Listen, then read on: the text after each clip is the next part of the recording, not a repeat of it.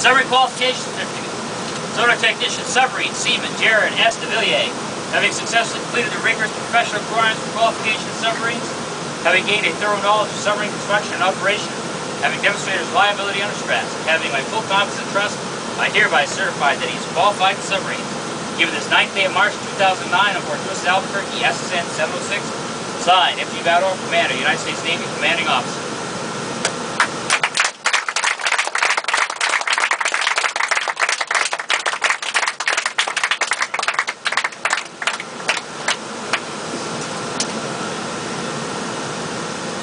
Barb was out on her 9th war patrol, her 2nd under the leadership of Commander Eugene Plucky. If Plucky was on the bridge, something was bound to happen. There were no exceptions to prove the rule. However, Barb's 9th patrol was relatively uneventful until early morning of August 31st when she made contact with an 8-ship convoy. The free-for-all that ensued was one of the liveliest of the season. It was during this battle that Barb torpedoed and sank the 5,633-ton freighter Okuni Maru. The submarine sweated out diabolical depth charging, 58 blasts in all, and then went her way. Planes kept her bobbing up and down for the next few days, and one air bomb exploded close enough to powder a few light bulbs and wrench some fixtures out of place. On September 8th, the pack encountered a 2nd convoy. Barring an escort, Barb experienced a circular run.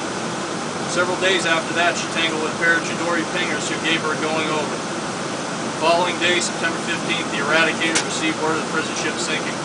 Then Queenfish and Barb, heading for the rescue area at flank speed that evening, ran into another convoy and more Chidoris. The Tunny had been damaged by an air bomb and forced to leave the pack, so the convoy eradicating was up to Queenfish and Barb. At 21:40, Queenfish told Barb she was attacking, and Plucky held off until 22:54 when the Queenfish onslaught was over. Then with Barb on the surface, he maneuvered in. The convoy consisted of 5 ships which had been moving in 2 columns of 2 ships each, with the 5th vessel, a large one, pacing between the pair at the rear. The destroyer led the formation and escorts trotted along the flanks and quarters. Plucky selected a large tanker for his target and drove in.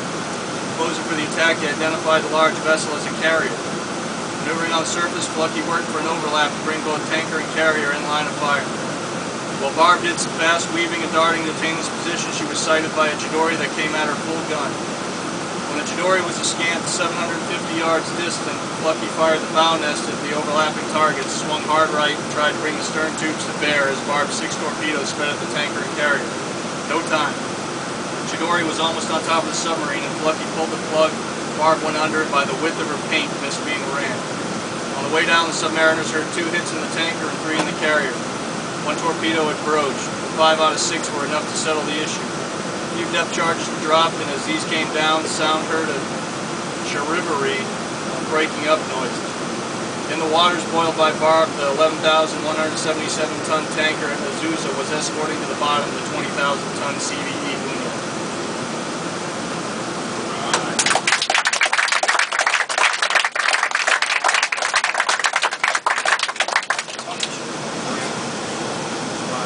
So thank you everyone for all your help with finishing it out, especially that Dolphin. Always been there whenever everybody's help.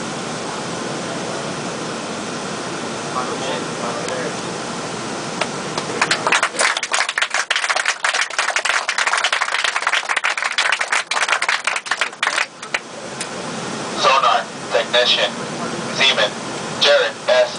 de Villiers, qualified in submarines, March 9th, on board USS Albuquerque, SSN 706.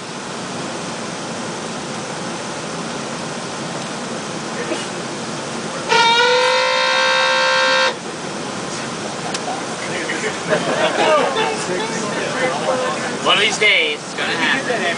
Hi.